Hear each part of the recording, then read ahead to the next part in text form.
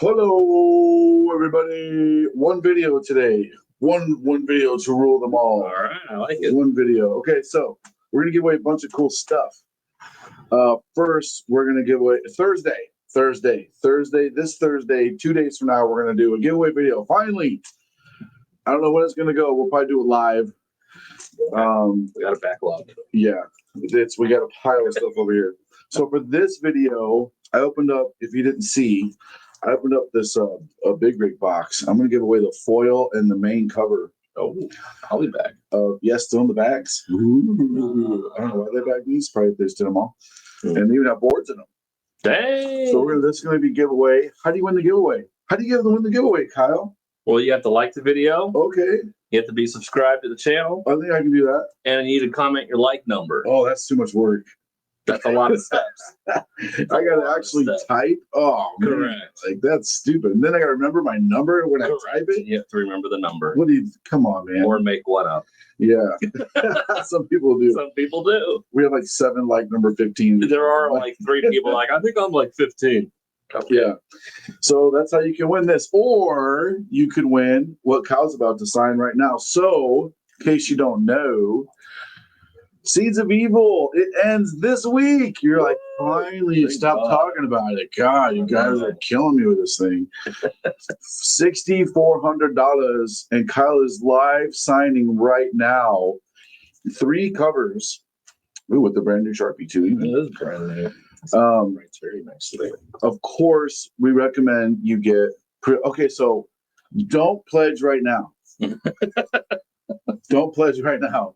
We have a 48-hour cover dropping tomorrow. Yeah, Wednesday, Thursday, Friday. Wednesday? Yeah, 48-hour cover dropping tomorrow at noon.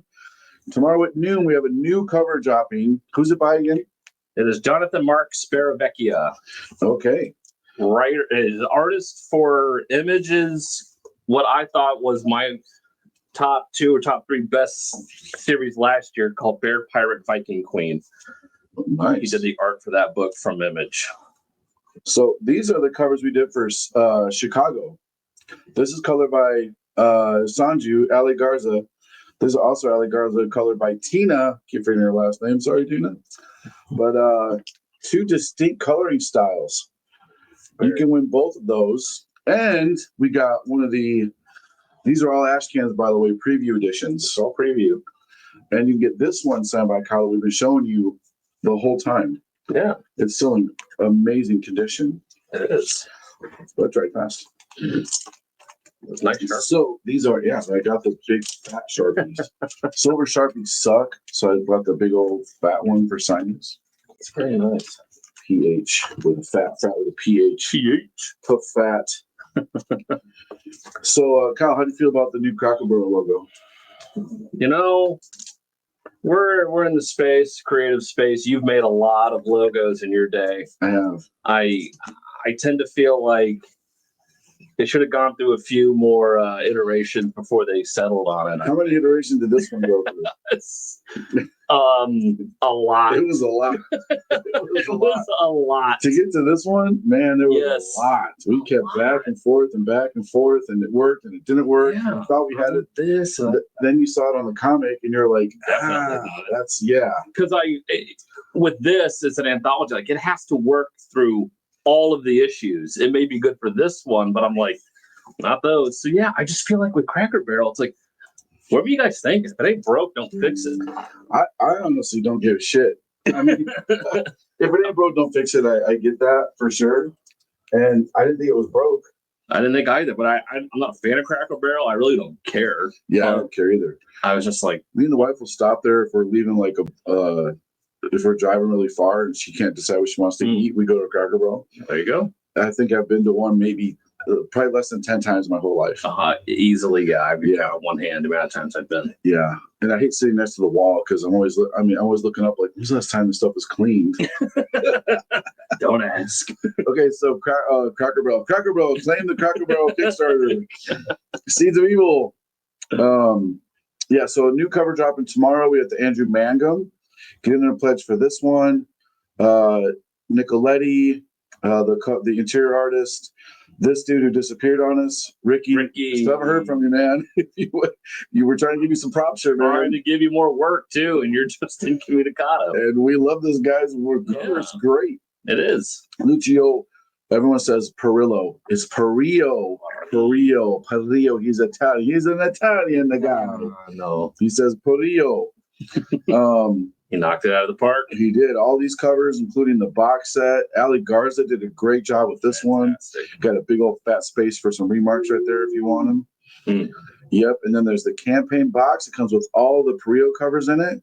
So pledge that baby up. Nice. And again, don't do it right now. Don't do it right now. Wait till we drop the new cover tomorrow. Patreon. Guys, you know the drill. I can barely even show you these. Oh, I already showed too much. So the next cover set is up. I can't show you, but it's a Batgirl. Shikari did a Batgirl cover.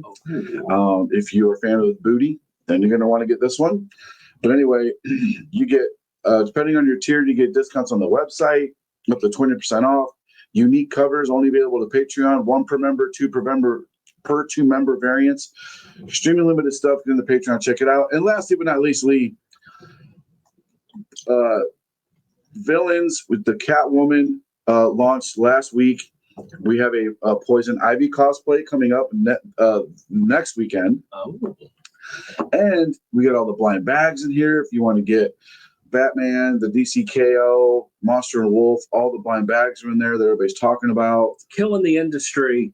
It's killing the industry. Apparently. The worst thing to happen to comics, according to some people, since comics. We have 2 different Batman Deadpool covers. We have the Punisher logo one. How cool is that? The answer is very cool. It's a really cool team up. It is really, really cool. Excuse me, so sorry, I just had some pancakes and eggs. Not Cracker Barrel. It was Metro Diner. DoorDash cost me way too much. Always. And then there's a trade dress for the Gleason. Yes. Lots of little Easter eggs in here. They got the Infinity Gauntlet. You got the Dynamite. Lots of cool stuff here.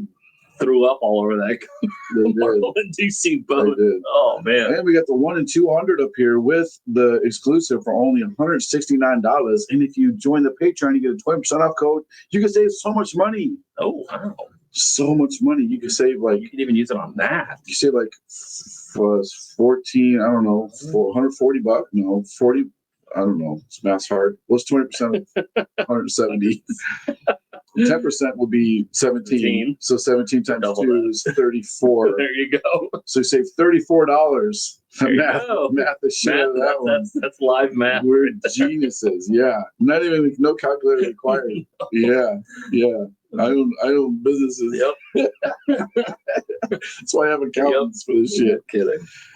Anyway, okay, let's get started on the comics. We're just one video today, guys. How many books did you read this week? 12. I read, you see, 1, 2, 3, 4, 5, 6, 7, 8, 9, 10, 11, 12, 13. You're more than me. I snuck one in. Okay. Okay, we're going to do our bottom. The booze. The booze first. Okay. These are in no particular order. They are not. And also, we have to let everybody know ordering was cuckoo. Penguin. Yeah, we only got 2 Marvel books. We got Thor, and we got Doom 2099. Okay. I did read them both. I read them both. Since we only got 2 Marvel. Our Marvel's going to be weird for the next few weeks because somebody screwed up the ordering. I don't know who could have done that. Wouldn't it be nice to blame somebody else, though? Yeah, it would be. Most people would blame Penguin. Penguin fucked up my order. Right. Really didn't, man. You did it. Just admit it. You screwed up. Yep. I make mistakes all the time, man. We're human. It happens. Okay, what's your first shitty? Well, it's Thor. No! You did not like this book. You did not like this book. Come on. Your first one is Thor? You didn't like this book. I love this book. You did not love Why did you? Book. Okay, it was. Why? Okay, let me hear your angry man take on this book. First off, this isn't. I haven't read Thor in a very long time. Same. And so I'm assuming this is starting out something different where Thor doesn't know he's Thor. Well, did you read the last page? Yeah. Okay. So I was still confused. I mean, I kind of was too. So it was a meh for me until I read the last page with Al Ewing talks about where this Thor is, kind of, and then it became a top pick for me once I read it. So Go ahead, sir. I need a drink to get me through this. first off, this art is very subpar. I was not a fan of this art. I wasn't a fan of the Thor not knowing he's Thor speaking Asgard. I don't even because he's not speaking English in the beginning of this book. He's speaking Swedish. Swedish. And so it is just the day in the life of some New York homeless schlub, basically. Okay, but going around town. But it gives you little hints, like when he goes to do this thing, and then all of a sudden it's like, oh, and he's like having little memories, right, of things. And then Loki, the he, she, they, them, gave this version of Loki is a little annoying to me. It's awful. Well, for issue 2, the cover is Loki as a full-grown normal human or normal adult male god on the cover. So I don't know if he changes. If there's a time jump, I have no idea. I thought the dialogue was very insufferable in this. Okay, that didn't bother me. I was not a fan of their bebopping and scotting and terrible dialogue and union workers and striking and construction. It's like, it was what? It just felt very out of there's so weird. There's like some gang stuff going on. There's like some mob, but unions. It felt like it could have been in the 50s, right? Like a 50s New York style thing. Yeah, but this was a Silver Age book, and you were doing it goofy or something like that. It's like, okay, but I need to know that going into it that we're kind of doing some Silver Age kookiness with this. Okay, fine, but yeah, at the end of it, the Thor beat these guys to death. And I'm like, where did this come from? This felt like out of a completely different book. That I liked. That I was like, I loved at the end. He like, these guys have to be dead. Yes, straight up have to be dead. It didn't feel like Thor. It didn't feel like Marvel Thor. Correct. It felt like Norse god Thor. And is that what this is? I don't know. Then I read the last page and I was like, oh. Okay. So Al Ewing, he's a really good writer. Yeah. He's had some of the best runs, I think, on Hulk and some other stuff. Mm-hmm. He basically just says Al Ewing kind of at the end, not spoiling anything at all. He's like, you hold in your hands an issue 1 of a new Thor comic. No, let me start again. You hold in your hands issue 26 of the Immortal Thor. He goes on, but he's like, wait, let's start again. You hold in your hands issue 787 of Thor, a character whose stories Marvel have been telling since 1962. Wait, let me start again. He's like, you hold in your hands and then he says there have been thousands of tales told of the Norse god of thunder. Many can be read in the original Eddas, whatever. Many have been lost to time. This is not one of them. So I'm like, oh man. So he's kind of basically saying, and at the end he says, this is the Immortal Thor #1. Over time, we're going to tell Sigurd Jarlsson's, that's his name in the book, whole story. But for now, let's begin again. And I was like, yes, I'm totally, I hate people say this, I'm going to say it, I'm here for it. I wasn't here for this. This felt like different fragments of stories kind of Frankenstein together, and they all kind of felt out of place. Okay. To me. So I felt like I couldn't get a footing into this story. So to be fair, it could go down here really quick. Oh yeah. Like by issue 3, it could be like, what is that? Or by issue 3, hopefully knowing Al Ewing, it could be really, really good. It might. So, and I got hope with the last page. Again, I'm not going to spoiler show it to you guys in the last page when he says, this. It's a pretty epic kind of moment. But also, his hammer's just dripping in blood. This is probably the most. You ever read the Thor story that Garth Ennis wrote, the Vikings? Oh, Thor Viking, yeah. Thor Vikings. Yeah. Aside from that which is the most violent Thor story ever written, everybody needs to read it. Yes. This is very, very, very violent. And Marvel doesn't hold back. I had to stop and look and be like, is this Red Label? That's what I was like, Red Band. Red Band. It should have been. I had to check because I thought for sure it was Red Band. It was very violent. I'm like, super violent. Dang. Okay, because in this universe, Beta Ray Bill is Thor. Yeah, that's right. That's right. Good point. Yeah. Yeah. They're like, do you think Beta Ray Bill was there? Mm-hmm. So I don't know if this is like, I hope it doesn't turn into we're like, oh, let me step through this portal and go back into the 616 universe. Like, Yeah, that'd be lame-o. it would be. So hopefully he doesn't do that. And it's already written and done. So, there's nothing we say is going to impact it. We don't have that kind of. I can't even think. So I tried to read this. It's new number one this week. Oh, God, Jacks. yes. My Lord, what the fuck was this? So look, whoa! I couldn't even read it, to be fair, because just looking at this Some of the worst. horrendous production value. This is pathetic. Like this is like this looks like it looks like a dude that had $300 paid his buddy to help him make a comic. Yeah. Here's what's confusing. So look at this beautifully right here. This is a beautifully rendered image, and look at everything surrounding it. Yep. It's gobbledygook. Yes. Mm-hmm. So number one, you couldn't even bother to color your comic. Nope. Okay, got it. It's a stylistic choice, maybe, but it's not. Like, I wouldn't want to read certain parts of Sin City colored. Agreed. It shouldn't be that way. Yep. And then just like when I'm looking at even the lettering, it's so bad.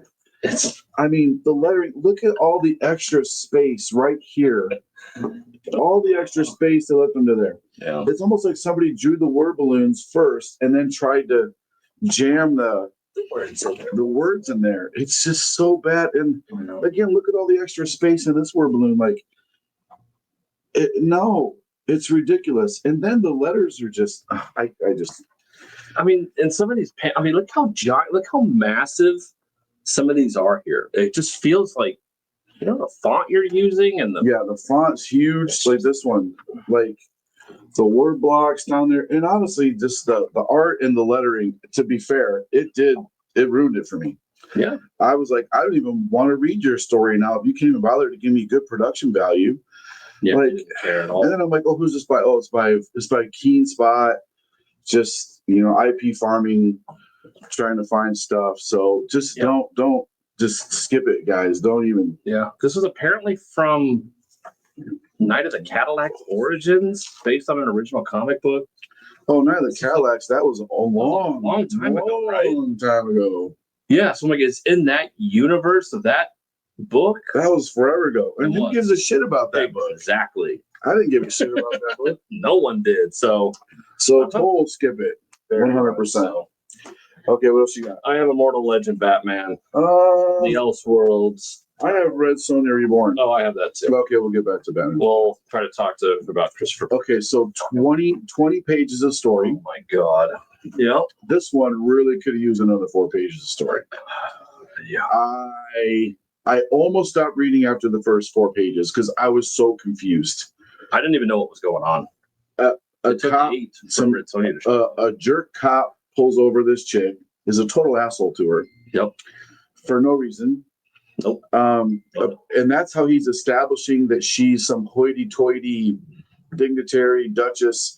Now, maybe she was in the previous Red Sonja. I haven't read Red Sonja in a minute. 5 years. I look at all the covers and I order enough of the covers and do exclusives. But it was a terrible way to introduce the character.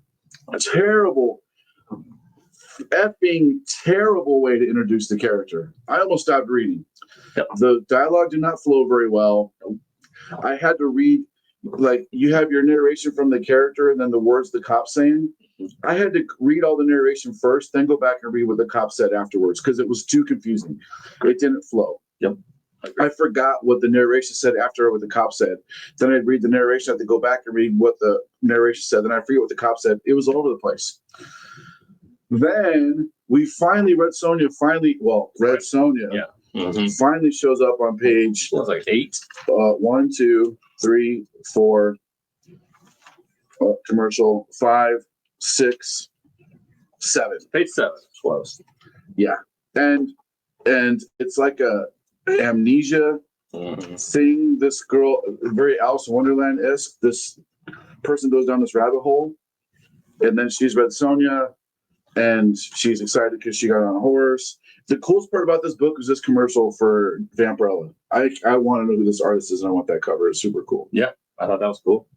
Even though they got so much clothes on her, but it's okay. Way too much. It's super cool art. Anyway, yeah, and then I don't know if this was another story. I have no clue. I was like, I'm like, is this the end of a first story and the beginning of a second story? None of this is in the story until right now. The random person in black. Yep. Okay, and then it's a whole other story with different shit happening. Yeah. I mean, this little dude, and then Sonja shows up with this little dude hanging out. I was so confused. Guys, cover by 100%. If you like the cover by the covers, yeah, stay away from this book. I know Christopher Priest is the keeper of the lore for all of Dynamite, it seems like. It seems like he's been their guy, but dude, you know how to tell a story, man. Like, this is a terrible way to introduce characters and tell a story. Yeah, keep it simple. Red Sonja, Who is his editor? You know, was there one? Jesus. Matt. I know Matt. Matt Idelson. Yeah. Matt. Matt, push back, man. Push back. Yeah. Don't just let these guys write whatever they want. Mortal Legend Batman. I have that one as a man. I don't know how you could. I got Doom. Oh, I do too. Yeah, we're never gonna get to Batman. We're never gonna get to Batman. I got Doom. You go ahead and start with this one. Yeah. It's a total scale. It's a total. You don't even need to read. Nothing happens. No, it's just Doom 2099 wanting to go and try to fight. Try to take out Doom. Now Doom. Yeah, now Doom. Supreme Doom, Emperor Doom, all hail. And he brings Old Man Logan. Cool. Maestro. Cool. The Cosmic Ghost Rider. Lame. A murderer's row I think a murderer's row of cool people. Now, Frank Thierry did write those characters very good. Yes. Cosmic Ghost Rider was in character. It was great. I had a couple chuckles. Old Man Logan and Maestro. Their Maestro was definitely Maestro. Yeah. Talking about how great he is. Old Man Logan's definitely Old Man Logan. Like, it was pretty. And Doom was written very doomy, annoying. Yep. So hoity-toity. I can't remember.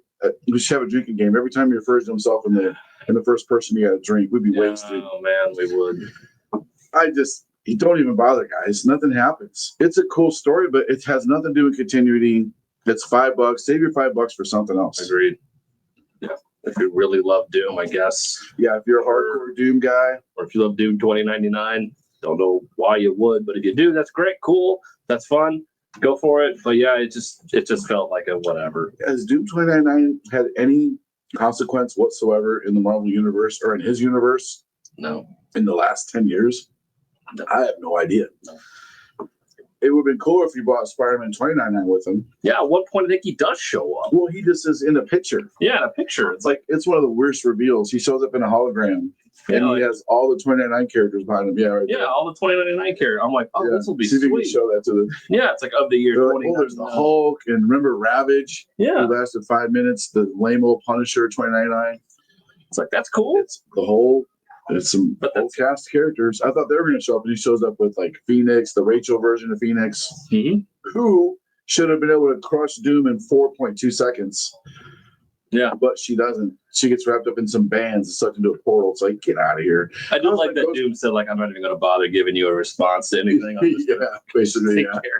I mean, he is over the top Doom. He is so overly powerful. Like, he's too powerful. Too powerful. I mean, come on. So, Maestro should be able to be almost anybody.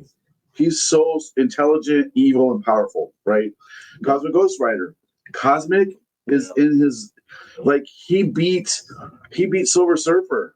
Yeah. I mean, like old school, read the Donny Cates storyline. Yeah. These guys are so Phoenix. You're talking about Rachel Summers as the Phoenix, the Hound version of her from whatever that storyline that was. Holy crap. These are some epically powered people, and Doom just casually wipes the floor with them. Yeah. It's like, no, that wouldn't happen. Yeah. Okay, get that one out. Yes. I know you got to get it out. All right. Look, Kyle Higgins, unfortunately, I'm not going to say he's a hack, but I'm going to say he pretty much only knows how to tell one story. So what else has Kyle Higgins done to people who don't know? Radiant Black and Power Rangers. And Power Rangers. He did the big Power Rangers crossover. So in case you couldn't tell, Radiant Black turned out to be Power Rangers, a different version of Power Rangers. Oh, yeah. And this I'm going to assume is going to turn into a version of Power Rangers. What I have a problem with Elseworlds Tales is you make the universe incredibly small, and every character is just a weird version of that. It's like, oh, hello, Detective Wayne. Hello, Mayor Dent. How are you? It's like, yeah, it felt like a reject story for Absolute Batman. yep. And it should have been rejected. This should not have been made. The fact that DC put this out and it's not just a fan book is kind of shocking. Yeah, it was a meh for me because I hated this art. The art is pretty. It's manga and like this weird manga style. It felt like Power Ranger. Yes. The twist at the end has me curious for the next one. Okay. So Batman in this is a robot on a different planet, I think. It's very confusing, but like it's old timey at the same time. Yeah. And then you got it's like, oh, geez, God, that page. The Power Rangers. Yeah. It's kind of, it's the way of the Robin, the way of the Bat, and the way of the Nightwing. Oh, God. I mean, you got your red, blue, and your purple Power Rangers right there. Yep. That's all this is. Can you tell a story without people in suits with different colors? Nope. So I don't know. I was kind of curious about the end. The end was kind of cool. It's a meh for me. Okay. It was a meh. I couldn't do it. It's a meh. I'll skip over as a meh. It's a meh. You might want to, if you want to pick it up, I don't know, for the key factor, first appearance of this version of Batman is an Elseworlds story. Who knows? Sure. Scorched. Oh, you read Scorched. I have Green Lantern 26 as a meh. I didn't even read that one. Okay. I Scorched. I don't know what's going on. If someone's name is, let's say you're Kyle and I was a girl, my name was She Kyle. I wouldn't want people referring to me as She Kyle. Hey, She Kyle. So you have your own name. It's so weird reading it. Hey, She Spawn.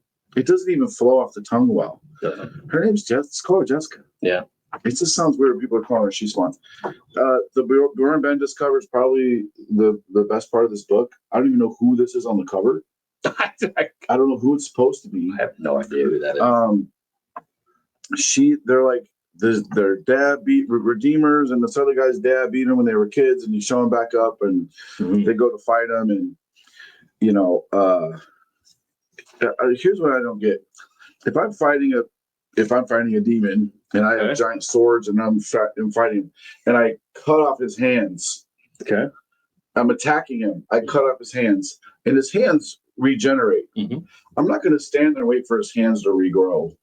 No. I'm going to be like, especially if I just shot a hole in the middle of you and you recovered from that. Yeah. Then I realized, okay, this guy can regenerate. And then I cut his hands off over here. I'm not going to stand there and wait for your hands to grow back. No. Especially not when you're going to pose and talk about it. Well, you probably know they're going to grow back because he grew back he just drew back his torso. And everything's good. Yeah. And then there's someone in the end there's some kind of twist. I don't know who this person is. Viscerator, you're behind this? Oh. I don't know what a Viscerator is. Viscerator. Cool. Somebody needs to be eviscerated, I guess. And violated at the same time. Man, it's a skip it. I'm probably not going to read this anymore. I'm just so confused. That's every. Here's all the recap we have. One sentence. A series of brutal murders alerts the Scorched team that Eddie Frank's father has returned from hell. Okay. That's all I need. Who's Eddie Frank? That's a good call. I don't know. Is he Scorched? No. No. I think Scorched is the chick. Team. That's right. It's She Spawn. The team. Oh, it's the team. I think. I don't know. Anyway, there you go. Right. Great. Why was this so terrible? It wasn't terrible. So it's a meh. You're in the mess. Yeah. Okay. I didn't hate it. I didn't like it as much as the previous issues of Green Lantern. That's a great cover, though. It's a fantastic cover.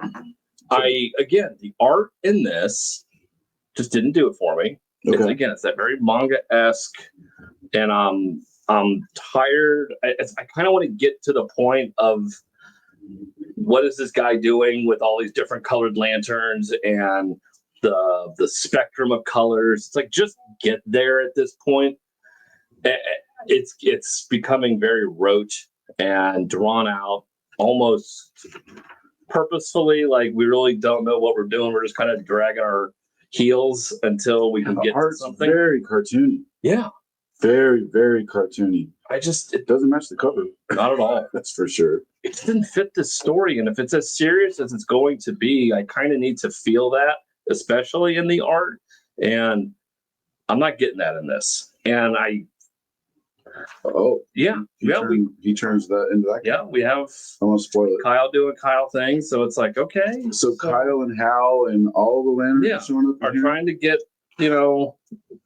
all the colors together to fight the main bat. It's like, that's a bright a bright page. That's a very bright page. So again, it was just kind of like, I'm mad for you. Yeah, it just didn't really do it for me. It's like, okay, just kind of get there. I'm kind of done. You stand powerless against the Starbreaker Corps. The Starbreakers. The Starbreaker Corps. Yeah. All right. Okay, they're breaking stars. I'll do my last skip it, and then we'll do Mez. Is that a matter for you? Your next one, or the skip it? Yeah, it's a matter. Okay. God damn! Why did I even try it? Why did I even bother trying to read this? Why did I even bother trying to read Harley Quinn? You don't read it. I just. Oh my god! Just these pages. It's written for a 12-year-old girl. Oh, because they read comics. It's not. No adult is reading this. The jokes are terrible. I read the first 2 pages and I wound up skimming it, and then I started reading it again when I got to this page. Oops, that's where it goes. I should just leave it there. Trash. This page over here, like they're trying to be funny. Here's a team you're going to fight against. The characters' names are Blockchain, Data Miner, Killer App, Big Data. Together they are the user base. Oh my god. Come on, man. Like, I know Harley's supposed to have like these silly, ridiculous. Can we just get a serious Harley Quinn again? Nope. I don't know why, but no. If you're into some first appearances, maybe that person's going to be a thing. Spoiler alert, last page. Oh. No one's going to read it anyway. No. Just, it's so bad. It's so bad. Who's even writing this? I should have looked. Kaylin. I don't know. It's just, it's unreadable. It's that bad. Okay, Mez. You already did a couple Mez. Yeah. Well, my Immortal Batman wasn't meh. We already talked about it. Yeah. Okay. You don't read this book. I don't read much. This. I'm enjoying this more and more. This Money Shot. Okay. I'm enjoying this more and more. It's fun. It's very sexually based. So if you're not okay with possibly seeing a wiener or two, don't read it. They're trying to cause the most pain to win this contest. It was actually pretty witty because they're all like spanking each other and stuff, and then they all just had a breakup, and they're all like, "You broke my heart." They almost had as much. They went the emotional route. They went physical route. Anyway, there's some pretty clever writing. I just realized this is written by Tim Seeley and Patton Oswalt. That's.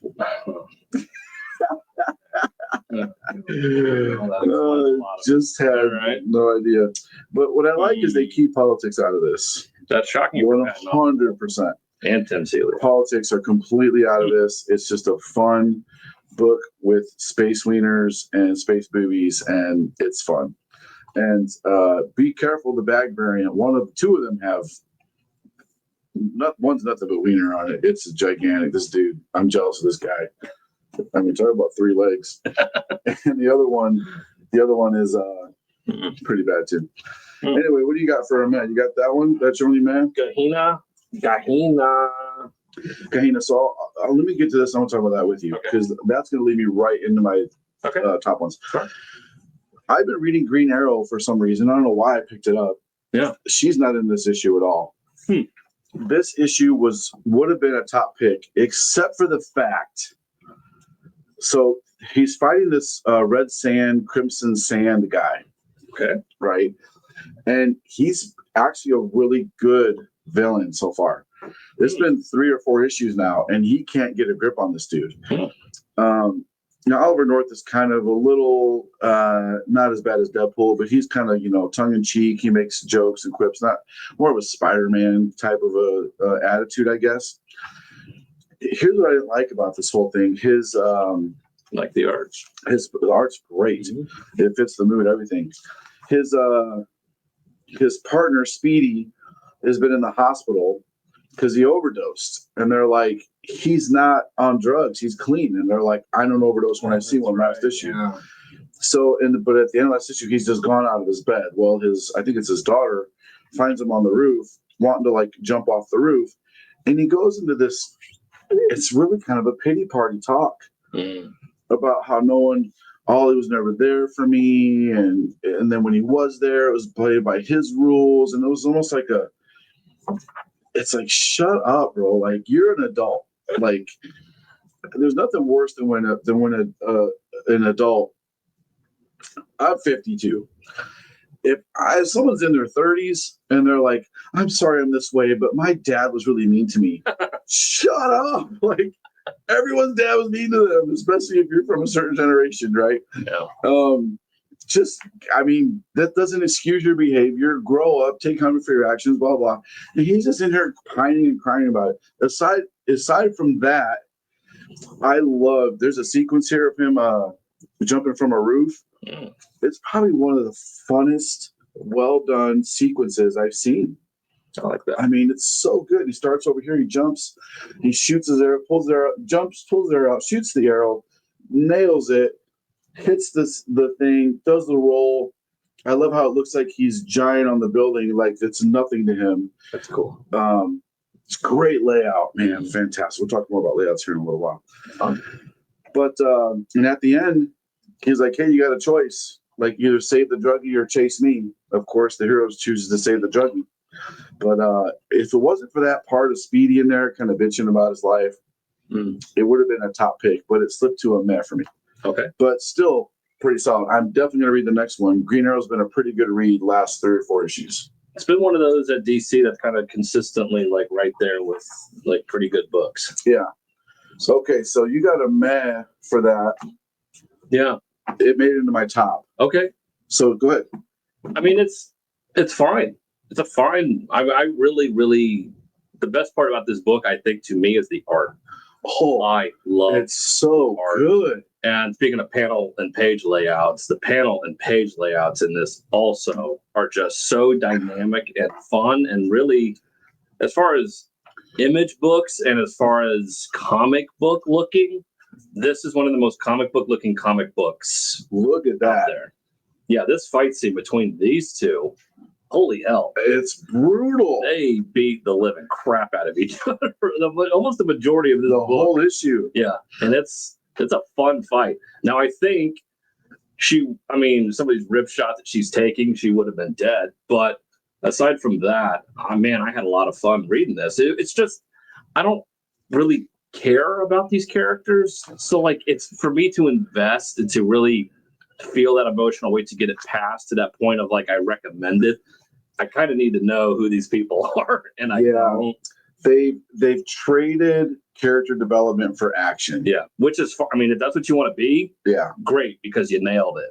And by the way, this is issue 3, and the story is in part 8. Yeah, he talks about that in the end. Oh, yeah, he does. He talks about how they had to cram a lot into a little bit because they got to put a little bit of their story in an image book. Yeah, they had like 4 pages or 5 pages. Yeah, he talks about it. It's funny until he brings up anthologies in this and how they are very difficult to do. It's like, well, yeah, I did one, so yeah, I understand how hard it is, and to get people to be invested and actually care. God, that part with the shotgun. Yeah, that's brutal too. It is damn brutal. This book pulls no punches. Naked Aggression, it's titled appropriately. That's what this is. This is such a fun book to read. It's like, it's made for adults. There's no preachiness in it. It's a lot of violence. The kid, it's funny because she's trying to save this kid. And this is the good guy. This is the hero. And he shows up trying to stop her. She's the bad guy. Yep. Well, the kid is all excited to see this guy. He's like, oh, it's a hero. Oh, my goodness. And she beat the shit out of each other. Yeah. And a couple times she's like, stop, he's had enough. And she's like, damn it, kid, like let me beat this guy up. Let me keep at it. It's pretty cool. Yeah. But I've enjoyed this, every one of these so far. All three of these have been really, really good. No, bravo. And I do recommend you guys, when you read this book, like you want to talk about insight and how to write and just stuff for free. This guy in the back of his books going over why he does what he does and how he does it.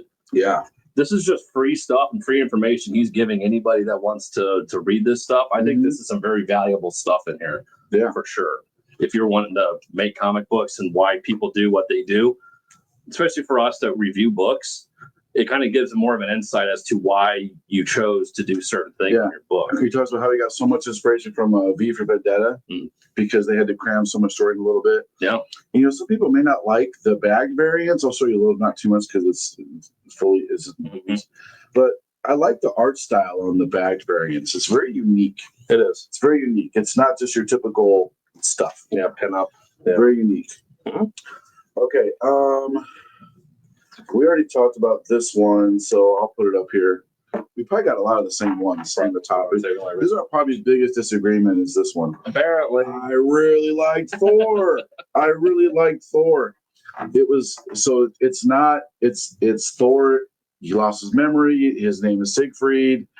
He's running around the city doing stuff. It's the beginning of what I hope to be a great story arc. No idea what's going to happen. But the last page, Al Ewing even says, you're not reading this, you're not reading this, you're not reading this. He's like, you're reading this story I'm writing right now. So could be pretty cool. Could be pretty cool. So anyway, I recommend Thor that everybody picks it up. Kyle said, skip it. I say, pick it up.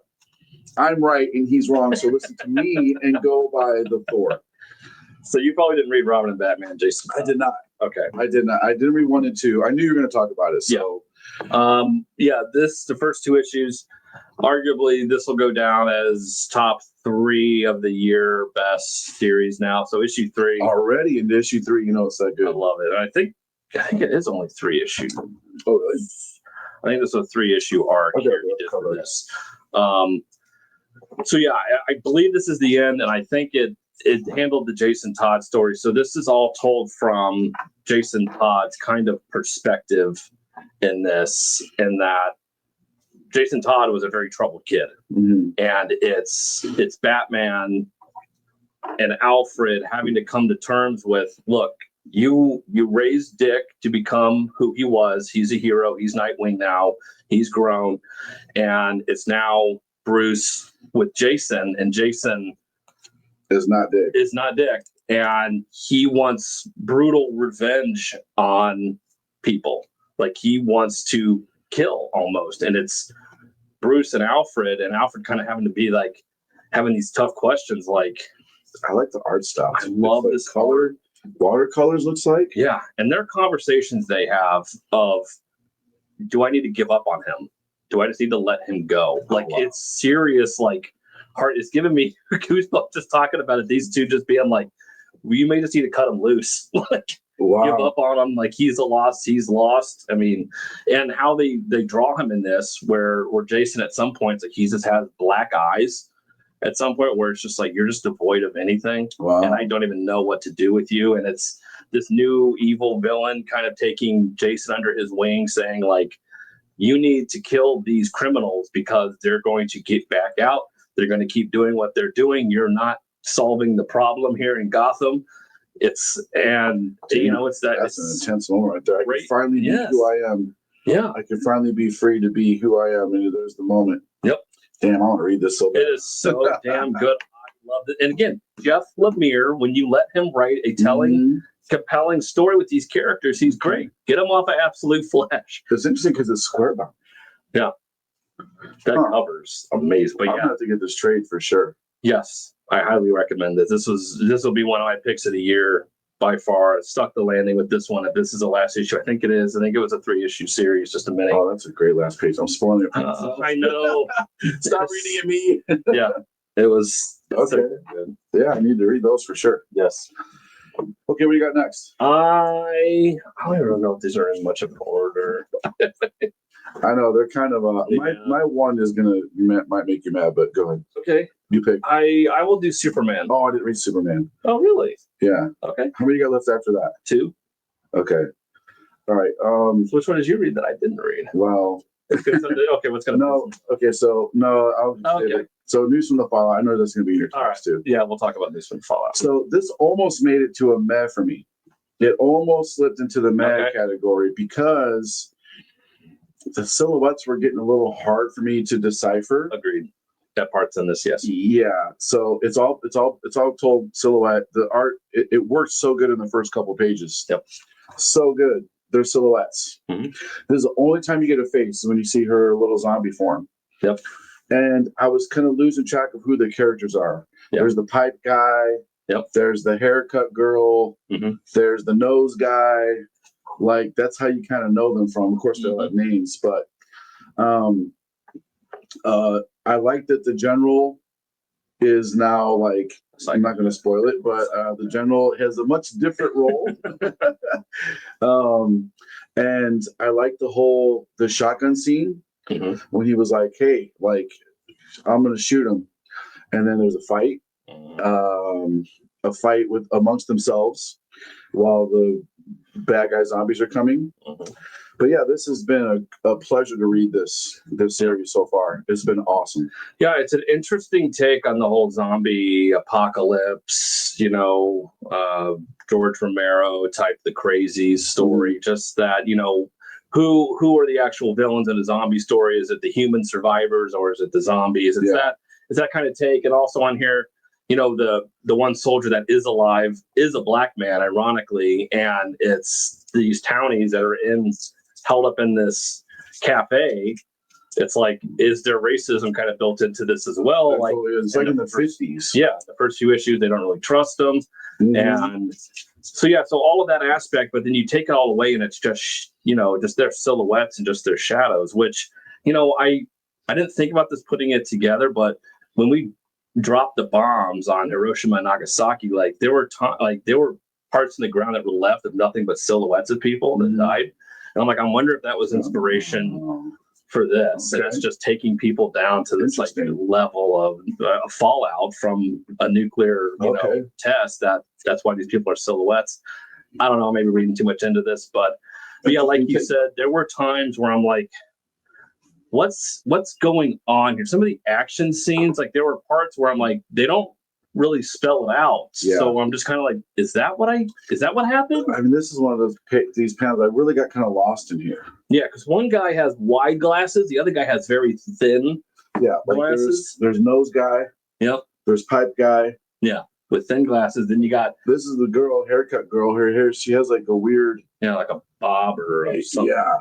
And then you got the white. So in the beginning of these issues, you kind of get a little flashback before the zombie apocalypse of a few of these characters. And so at this one point, we got a flashback of these two characters. And so I'm like, okay, that was kind of nice. Some character development in here. Yeah, it's just interesting to kind of see. It's been awesome reading this. It's a lot of fun reading it. Very unique. Yeah, it's really good. And in the first two issues, they really set how isolated they are. That's an important part of the story too, is how incredibly there's no cell phones. There's no, I don't know if they revisited it and hear it again, but there's a scene in the first couple issues where they pull way back and you see this little tiny. There you go. This is the shot of the book. This is one of the best one of the best pages in the book. When you actually pan out and it's like, you see there is nothing there. Nothing. It is telephone poles. Yeah. No wires. Yeah. There's no cell phones because it's back in the day. Loved that shot. I love that panel. That was one of the best. So yeah, highly recommend reading this, guys. Go ahead and talk about Superman. All right, Superman. This was fun. I'm really liking this Elseworlds with Superboy Prime coming back and Superman being like, you killed all these people, you're a psychopath, what are you doing? But Superboy Prime is like, he knows he's in a story and he knows how the story ends, and so he's always this cocky, arrogant, like, no, it's going to be fine. We just travel through time, and so this ties in way back machine when they were introducing all the absolute characters in that one-off in the summer, and when Booster Gold goes into the future and he sees it's all screwed up and Darkseid's taken over, and he's like, oh crap, I remember that, and he can't get out. Yeah, we finally get caught up to Booster Gold. Where he's been, what happened, why he's there, and he doesn't really even know how much time has passed Oh for my him. God, I've got to read this. Yes, I mean, this is setting up some crazy stuff, but it feels like there's actual stakes to this, and I really appreciate what's going on here. With Darkseid actually feels menacing. What he's doing with the Legion of Superheroes throughout time, putting them all against Superman. It's fantastic. Yeah. It's just a lot of fun. The art's fantastic in this. Yeah, I gotta read it. I'm gonna read it as soon as we're done with this video. yeah. But no, this was fun. It was like nice in my pile. I knew it was gonna be a deeper read. I didn't have a lot of time, so that's why I squeaked in Harley Quinn. Yeah. I was like, Definitely need to read part 1 and part 2 for sure. we definitely have the same one on that one. Yes, Nemesis. Wow. Bird. I mean, no one can write bad guys better than Mark Millar. God, he is so good. Nobody writes bad guys better than him. It's No true. one can tell a story like this on this scale. We finally get to see a little more under the hood of Nemesis. Yes. We get to see a lot more under the hood of Nemesis. Before we knew he was just some super evil genius. Yeah. We get to see his face. We get to see. I like how his helpers all have these collars on. You notice that? Yes. It's just like, They don't even mention it. I wonder. They just all have these electronic collars on with a little flashing light on it. Like, Yep. The hero in here, I got to tell you, Mark Millar does not like heroes. Oh. I think he likes heroes probably less than Garth Ennis likes heroes. But the hero, man, she goes through a huge sacrifice just to get on the mission. I was like, what? Just to accept the mission. I would have been like, hey, Nah, you know what? I don't think so. I'm the only one that can do this. Our only opportunity, the only one. Yeah. I don't know if I would have done that. No, and you have a high probability of dying anyway. Yeah. Like, nah, you know so what? It's tough. So it's a great story. Highly recommend it. Yeah, so we have Nemesis. Seemingly, it says Nemesis forever, but you kind of are trying to get to the end game of what he's trying to accomplish, and the whole world destruct, like what he wants to do globally, and all these. Just that scene in the book that happens. That happens in the book, and just that scene when it happened. I mean, I'm not going to spoil anything by showing you because it happens on the cover. God, if he knows how to start a story, like. Yeah, it picks up. I mean, look at that double spread page. Kudos to the artist and the colorist for pulling this off. Yeah. To get the skyline in there and the helicopters in the foreground, they created the depth. You feel the depth of the city, the size of the city, and the terror and tragedy of that fire through all those city blocks. Yep. I mean, that's an amazing piece of art right there. Mateo Scalera, he did the art on King of Spies for Mark Millar as well. Okay. So he's coming back for this. And yeah, the story doesn't slow down until 1, 2, 3, 4, 5, 6, 7, page 8. You finally get a breather and you get a little bit of backstory. Yeah.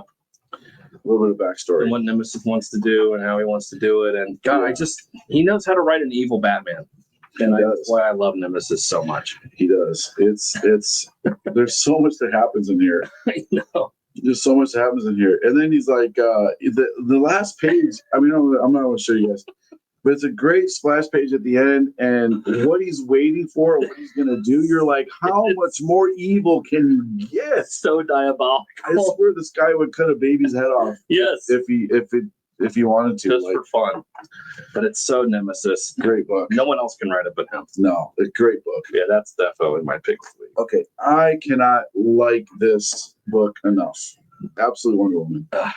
I love this story so far. The whole story. Here's what I've noticed early in the series. This is issue 11. Mm-hmm. What I've noticed early in the series is, and there's the main cover, by the way. Of course, you get double covers when you buy the variant. Hell yeah. She's in this maze. Cersei put her in this maze. She has to figure out her way out of this thing. Get a little bit of backstory. And she's showing her wit. So this is not the Wonder Woman you are used to whatsoever. Let me make that very clear. If you're not reading Absolute Wonder Woman and you're a fan of Wonder Woman and you want to read a Wonder Woman story, this is not it. Mm-hmm. she is a completely different Wonder Woman. She uses tons of magic. She has 3 different lassos, which is pretty awesome. How she even made them. Mhm. That's a great part of the story. Here's what I love about this book so much. I wish I could. The layouts of these pages are beautiful. They're beautiful. The way they're laid out, almost every page, it's just not to sound corny here, but it's just a pleasure to look at and to read. I mean, look at the. I don't know if the writer wrote it like this. Thompson, who's the writer again? Thompson, not the Thompson. I almost said. I don't think it's right here. Sorry, Kelly Thompson. Kelly Thompson, yeah. Or if Kelly Thompson wrote it this way, or if Hayden Sherman took liberties with the panels. Yeah, I don't know. But I mean, I couldn't write. I couldn't write this. Mm-hmm. It gets just so much better, and you get a little bit of a hint of this thing here. She's like, I see you in the very page 2, and it doesn't even really matter again until the very end. She finally meets again more layouts. Like she finally meets another Amazonian.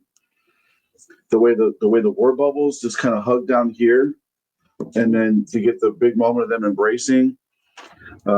Anyway, I could go on and on and on. The story the pacing is great. It's told fantastically. Look at that page layout. Gotta be the artist. Those even juxtapose over there. I love Absolute Wonder Woman so much. She is. You just got to understand she's not the Wonder Woman that you think she is. Look at that right between her, that's Cersei seeing her thing get thrown down below. Anyway, it's so good. So good. Highly recommend it. That's my number 1 of the week, issue 11, which is surprising to even beat on everything else. Just because of the art and the storytelling is so good. The art in Batman Dark Patterns is just as good. So I need to read that. Yeah. I need to Same read artist. Patterns. So okay, so that's it, guys. Here we go. So again, giveaways. Kyle signed 3 books. You can win those. Thursday, I'm going to get it posted. We're going to do our giveaway show. We'll probably talk more about Cracker Barrel. of course, obviously. Did you watch Peacemaker episode 1 yet?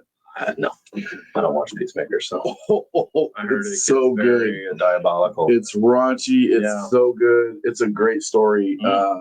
I'll talk about it. I watched it last night, and I was just whole time going, "What?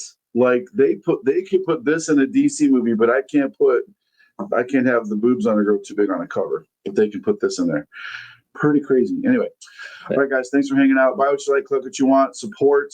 Tomorrow, look for the Seeds of Evil Kickstarter cover being added, and so much fun stuff. Hell yeah! Thanks, guys. We'll see you later on this week, Thursday.